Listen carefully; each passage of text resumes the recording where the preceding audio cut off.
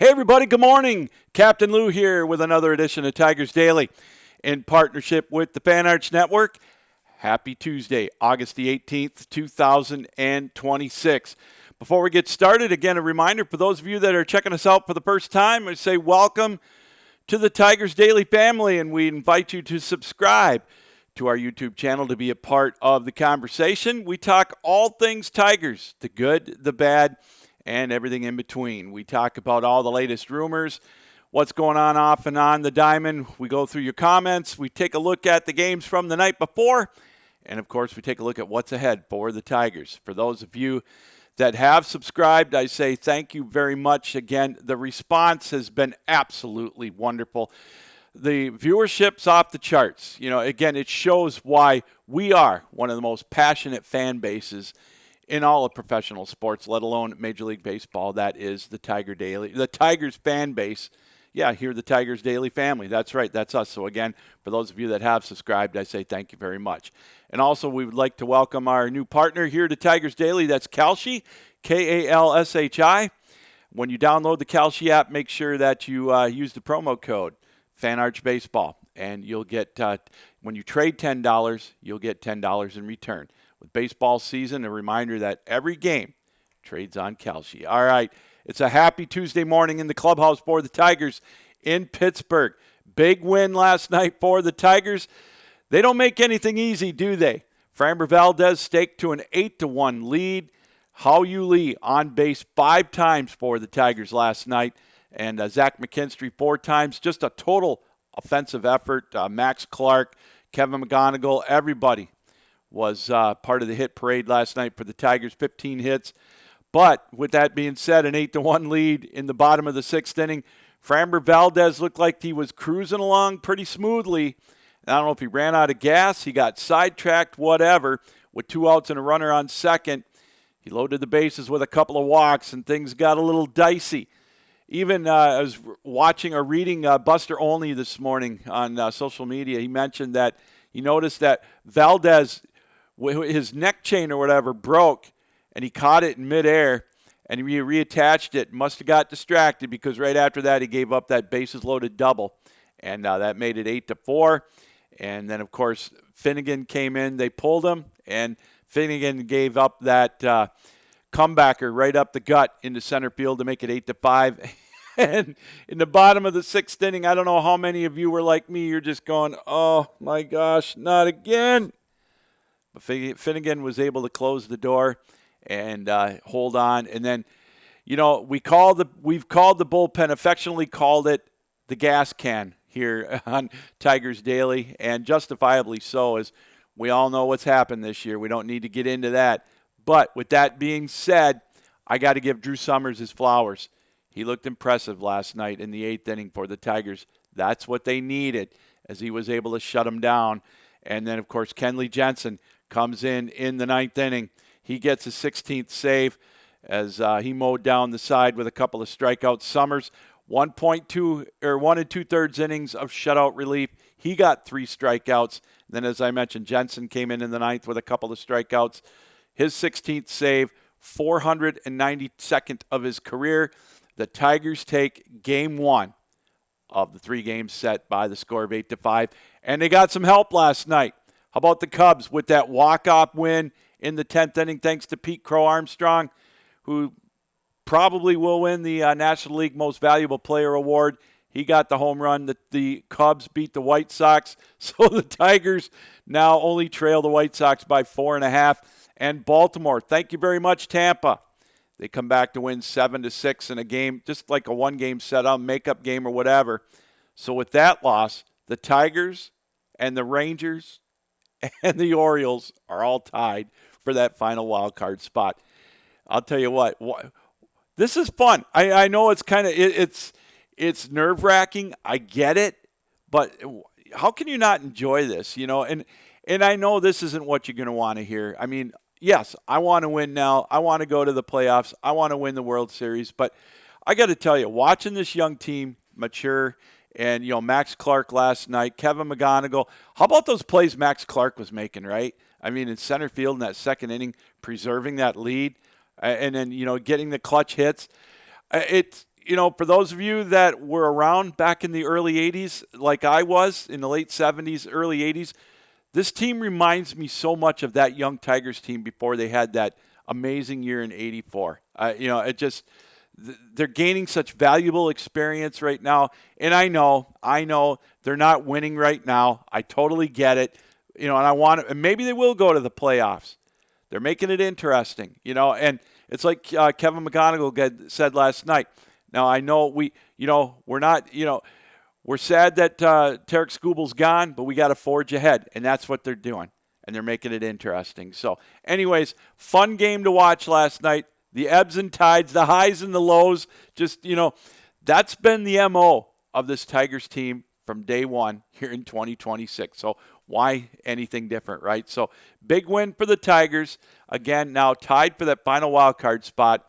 And again, 4.5 out in the American League Central. We'll go through all the standings as we always do towards the end of the show here today. So the Tigers with a big win, much needed to snap that 3-game losing streak after getting beat over the weekend. But getting beat's an understatement, getting thumped on by the White Sox. So a little bit of confidence going into Game 2 for the Tigers tonight against the Pirates. So, all right, I want to take a minute here and one of the things that we make errors from time to time on here, and we talked about it yesterday about who would the Tigers want to call up, maybe their next potential call up. And I pointed out Ricky Vanesco for the Tigers. He's having a good year right now in the minor leagues. Started out, down in Erie and then got bumped back up to Toledo. And he's got some pretty good numbers right now. And I had said yesterday that he had not had any major league experience, and I got to give credit where credit is due to the Tigers. Or to our Tigers Daily family here for bringing it up. And let's see if I can. I should have known. I thought I had his name written down right here. Oh boy! All right. Oh, MZ Edits 4063. You're getting your credit. I got to give you your flowers. He was indeed up with the Tigers earlier this year, and maybe this is why I didn't remember, because he gave up 11 runs and 11 earned runs in 6.1 innings. So yeah, credit goes out to MZ Edits 463 for bringing that to my attention. So again, that's an error from yesterday talking about that. So give credit where credit is due. But yeah, we still probably need another bullpen arm. Now, I know some of them are getting healthy down in the pen. We talked about the injury updates yesterday. Again, as much as yesterday's game was exciting, I think obviously they've got to get a better usage out of the bullpen. I know it was good yesterday, but it's been so inconsistent. So always looking for an improvement in the bullpen, that's for sure. Also, I heard, speaking of injury updates, not so good news yesterday on Kerry Carpenter. It sounds like they're going to send him to a foot specialist today, or we may get the results back later on today about it. Of course, he's been battling that plantar fasciitis injury, and I don't know if you've ever had plantar fasciitis. I had it a few years ago, and I had it with my quote-unquote day job as a soft drink delivery driver, and I'll tell you, it was painful. I worked through it for about 3 months, and finally I had to go get it operated on, and it hurt so bad. So I understand his pain on that. I can't imagine trying to run around the bases and pivot to make a play out in the field or to bat for that matter. So hopefully it's not so serious that his year is done, and I'm not wishing that on him, but it's never a good sign when they say that after he's been in rehab or been on the injured list for a while, when he's close to coming off, now they say that he's going to have to go see a foot specialist. So we'll keep you up to date on that. Not great news for the Tigers on that front with plantar fasciitis. So again, we'll keep you up to speed on that for the time being. So the other ones, as we said, Riley Green's down in Lakeland. It looks like he could be back either by the end of the weekend or potentially next week. They need his bat. And, they can always use that. And some of the other ones, again, waiting on Brent Herter. He was supposed to be up potentially, in this road trip, but he got shelled in his last outing against Toledo, 2/3 of an inning. He gave up 6 earned runs or 5 earned runs, 6 hits, whatever it was. it wasn't good. So we'll keep an eye on that as well. Those were the two main ones. I think Matt Vierling might be close to coming back for the Tigers, but we'll give you a complete injury update on tomorrow's show, so stick around for that. So with that being said, Game 2, the task at hand, coming up tonight for the Tigers. It's going to be Braxton Ashcroft going up for the Tigers against Kiter Montero. Montero 9-7. He had a good outing in his last outing. We'll see if he can match that here in Game 2 for the Tigers. Braxton Ashcroft, 12-5. Now, remember him. We talked about him last week. His last outing, a complete game, 85-pitch victory against the Miami Marlins. I think they won that one 13-1. So we'll see how he does coming off of that performance for the Pirates. And it's a crazy stat that I saw yesterday about the Pirates. We talk about the offense of the White Sox, and it was very good. Obviously, they humbled Detroit over the past weekend. But how about the Pittsburgh Pirates? They lead the major leagues. They're the third highest run-scoring team in Major League Baseball. So they can put the bat to the ball. And so it's going to be interesting how the Tigers match up the rest of the way. So a very potent lineup. Now, which makes it maybe that much more impressive yesterday with the beleaguered bullpen that the Tigers have, how well they did against those bats in the 7th, 8th, and 9th innings. So just another food for thought. And speaking of some stats for you, we could talk about it again a little bit later on. How about the Tigers? An interesting stat I saw last night in the broadcast. It's kind of ironic. They've got 51, or they're the best in Major League Baseball. 51% of their hits, they get extra bases taken on. Like going from first to third when it, or whatever, off of a base hit. That's the best in Major League Baseball. Whereas they've only got 36 stolen bases. That's the worst in Major League Baseball. So take that for what it's worth. That just shows you how aggressive they are in the base pass, on the base hits, the heads-up plays. A lot of them, going from first to third, especially getting the runners in scoring position. And that adds up for the Tigers. So cool stat to keep an eye on as well. So, again, let's get back now to the Tigers. Before we get to our next topic, again, we talked about injuries. I want to go back to that real quick. I know I'm kind of jumping around a little bit here, but I had this in my notes. I wanted to talk about it. We've talked about the injury list. We talk about it every other day or every day or whatever when we get updates. But here's a couple of forgotten players. How about Parker Meadows? One wonders if he's going to come back by the end of the year. I don't know if I see it happening. He and Bo Brisky. I don't see him coming back. Now, they say on the injury list they could be back by the end of the year or the end of August. I don't know if I see that happening. I really don't. And the other one that we're keeping an eye on, he'll be back next year. That, again, another young arm for this Tiger rotation next year, potentially, is Reese Olson. He's coming off a shoulder surgery. He looks like he's on pace to be back in the rotation next year at spring training. Let's keep an eye on that, keep our fingers crossed. And one more that I was asked about this morning or last night, again, Jack Flaherty, maybe, they're talking about maybe early September. It's just, he's not really throwing off the mound yet, and I don't think that's a good sign for the Tigers. So if he's not even throwing off the mound yet and you've got 2 weeks until September, I wouldn't be surprised if we do not see him back for the Tigers in 2026.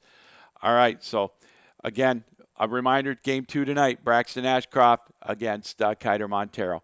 All right, just before we get any further, I want to remind everybody that our new partner here on Tigers Daily, and that is Kalshi, Kalshi.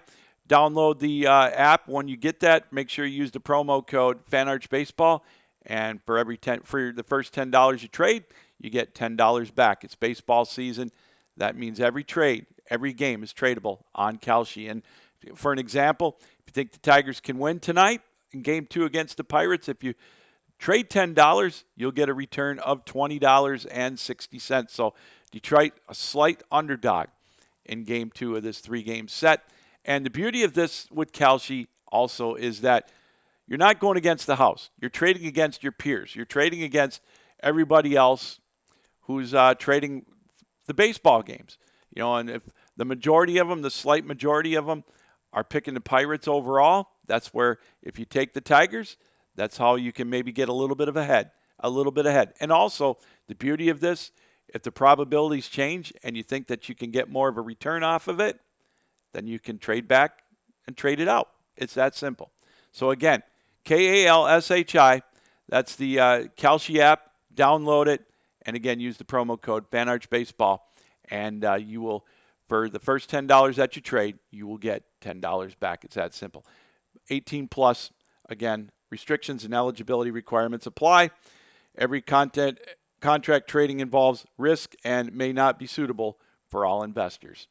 All right, so we had a conversation yesterday, and we brought this up and about Tommy John.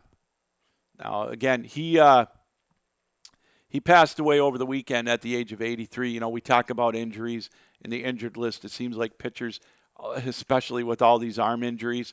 Well, of course, he was the one. He was the first one that was able to come back from elbow surgery, UCL surgery.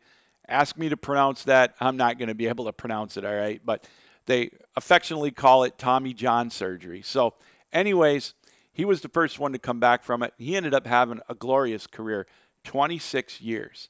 And that's only been matched by Nolan Ryan, who went 27. Now, I did a little back and forth with some of my friends yesterday, and we were talking about, and I kind of mentioned it on here, about will there ever be another pitcher that will be able to go 26 years? And the only reason I said potentially there would be because, they don't pitch 5 innings, or they don't pitch complete games anymore. We talked about Ashcroft pitching tonight. I think he's one of a handful this year in Major League Baseball that have pitched a complete game, so they don't throw the innings that they used to back in the day. So maybe we might get somebody that can stretch their career out to 47 or 48 years old and pitch 25 years or whatever. But the reason that, a couple of friends of mine brought this to my attention, and I have to agree with them. The pitcher's health isn't what it used to be, and because they're not pitching. And what I mean by that is they're just rearing back and throwing 100, 102, 104. Yeah, I know some of them have sinkers occasionally with the sweepers, but you notice now with most of the young arms, they're just rearing back and throwing hundreds of miles an hour, which is great, but it does nothing for the longevity of your arm. And of course, obviously, the other aspect of it, these guys are making so much money earlier in their career. They don't need it. Although you might see the hangers-on that see the opportunity to pitch and maybe at age 45, where they can, if they can get 10 wins or 8 wins or whatever, they can make $10 to $15 million a year. So it's an interesting argument if you think a pitcher's going to be able to go that long. What do you think? Do you think a pitcher can go 26 years anymore in Major League Baseball? And the other thing we're talking about is how Tommy John is not in the Hall of Fame. Now, we've gone back and forth on this. I know a couple of times we talked about this, when they had the Hall of Fame ceremonies. But I had to bring this up again because, I look at his stats, and you look at some of the people that are in the Hall of Fame that shouldn't be in. Tommy John, 287 wins. I mean, he is so close to 300. And, nobody's ever going to, in my opinion, nobody is going to get to 300 wins, at least not in my lifetime. There's no way. And I just don't understand why he's not in. Now, it's going to be a shame because I'll bet you $1 to a donut he's going to get in posthumously, and I think that's a shame because his longevity and his wins, he should have been in. And what really mystifies me the most is he pitched for the Dodgers. He pitched for the Yankees. He didn't even get the benefit of the East Coast, West Coast bias of the big markets. I thought for sure he'd be in. So it mystifies me with the Hall of Fame. And again, so that brings me up to who do you think has gotten snubbed? Now, I know we brought this up, but I want to bring it up again. Give me your Hall of Fame snub that should be in. Obviously, all of us here in Tiger Nation and Tigers Daily, we think Lou Whitaker should be in, and justifiably so.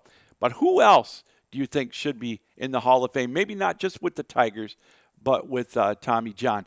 And when I say that nobody's going to get to 300 wins, I'm looking at some of these numbers of the active players in Major League Baseball right now for wins. And if you want, You want to know who's under 30 active right now in Major League Baseball with the highest amount of wins? That's Logan Webb. He's 29 years old, and he's got 78 wins. I mean, you do the math. You know, he's almost 30 years old, and he's not even to 100 wins. He'd have to get 200 more wins. The highest amount right now for active ball players is Justin Verlander, and he's not going to make it. I'm just scrolling through this list all the way down. Justin Verlander, he's got 266 wins. We all know this is going to be his last year. He announced his retirement. And then you've got Max Scherzer. He's got 222 wins. He's 41 years old. He's not going to get to 300. And then you got to scroll all the way down for the next person in the active list, Garrett Cole. He's at 159 wins, and he's 34 years old. Now, I'm double checking here. I'm just scrolling through my list. And so nobody ever is going to get to 300 wins. Nobody. I will be shocked. Not in my lifetime. Maybe in yours if you're a young fan watching us. If you're in your 20s, maybe somebody might buck the odds. But I'm looking at this. And then you got to go to Zach Wheeler, 123 wins. That's it. Sonny Gray is 36 years old. He's got 140 wins. So he's got 160 to go, and he's 36 years old. So I think they're ultimately going to lower that threshold, and it's so much more difficult. We talked about it. The pitchers don't pitch. The starters go, they're not four-man rotations anymore. They're five, if not six. So I was thinking about that yesterday after we talked about Tommy John passing away and the significance that he had in Major League Baseball. And, I just thought, okay, he's not in the Hall of Fame. I want to bring it up one more time. I promise this will be it, about talking about Hall of Fame snubs. But if you've got a moment today in the comment section, type in who you think should be in the Hall of Fame, and we'll go over it tomorrow and potentially Thursday. So, again, just some thoughts on what's going on in the world of, with the Hall of Fame and with Tommy John not getting in and with his passing over the weekend at the age of 83. All right, and finally, like we do every day here on the on Tigers Daily, let's take a look at the standings and the stats. But first, I want to kind of mix it up a little bit. Well, actually, you know what? Let's go through this. We'll go through the standings real quick in Major League Baseball while we're at it.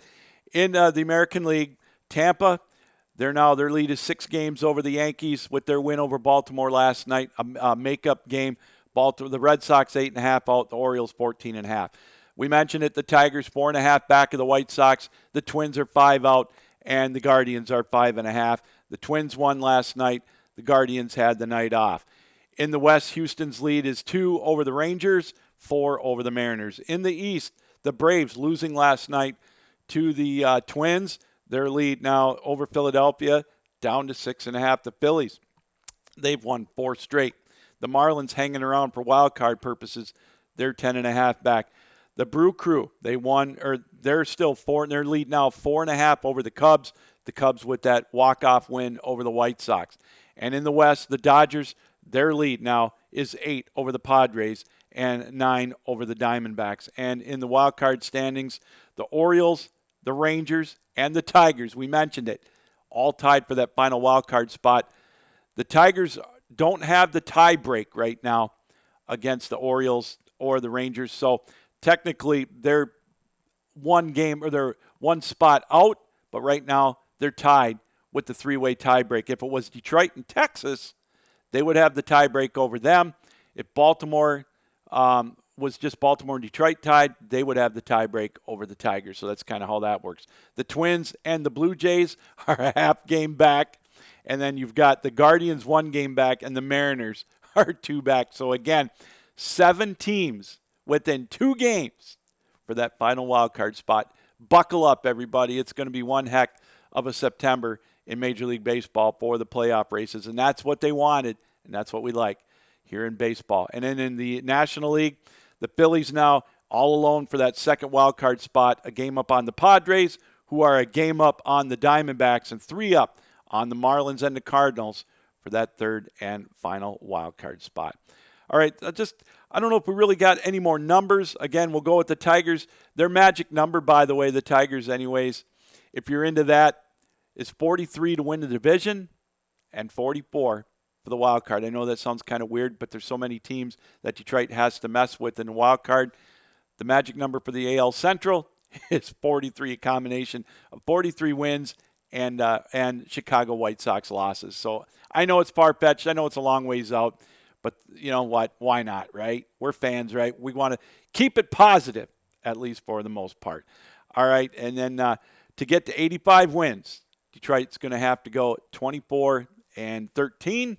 And to get to 83 wins, Detroit is going to have to go 22 to get. They have to go 22-13 or 22-15 to get to 83-79. And I'm telling you, that 83-79 mark is looking better and better for that third and final wild card spot. I don't know if 85-77 is going to win the division. And again, the White Sox looked so impressive last week. Who knows? Now, Detroit still has 14 games combined left with the Guardians, the Twins, and the White Sox. I think they've got 6 with the Twins, 4 with the Guardians, and 4 with the White Sox left here in the rest of the 2026 season. All right, finally, let's talk some. Let's go over some of the comments from yesterday. And so I want to start out. Now, I don't normally do this, right? I don't care if you disagree with me. That's fine. That's what makes the world go round. Nobody's wrong with their opinions for the most part. You can disagree with my take on Skubal. I know it's a lightning rod. Again, I've said it. Am I happy Skubal's not here? No. But you know what? We've got to move on. Dwelling on it's not going to help the players that are on the field right now. We as fans can dwell on it. You can complain about it every day. I don't do that. But if you want to do it, that's great. Totally get it. 100%. That's your opinion. I respect that. But when I'm going to call you out is when somebody doesn't call me a fan. Now, I'm going to tell you, you might be older than I am, and you know who you are, and I'm going to call you out because you have no problem calling me out on it. And that's Joseph McLaughlin, 9404. You're going to call my fandom up? You're going to call me out as a fan? Yeah, I'm not your age. You say you've watched him 75 years? Okay, I'm not that old, but I've watched him 56. I started watching him in 71. I watched the Tigers in 72 in that championship series against the Oakland A's. I saw Laren LeGros get the bat thrown at him by Bert Campaneris. I was through the 70s when they were horrible. All the Detroit teams were horrible. The Lions were mediocre at best. The Pistons were getting in the playoffs, 10 games under 500. The Red Wings were so bad. I was with the Tigers in the 80s with the heartbreak in 87. And, of course, the 90s when it was really bad. And then in 2006 with the rebuild. I've been with the Tigers for 56 years. You're going to call my fandom out? Well, you're wrong, sir. I'm just as big a fan of you, if not more. So you're entitled to disagree with me all you want. You're going to call my fandom into question? Well, I'm going to call you out on that too. I am a fan. And that's where I take exception right there. And, that kind of hit a nerve with me. And congratulations, you did that.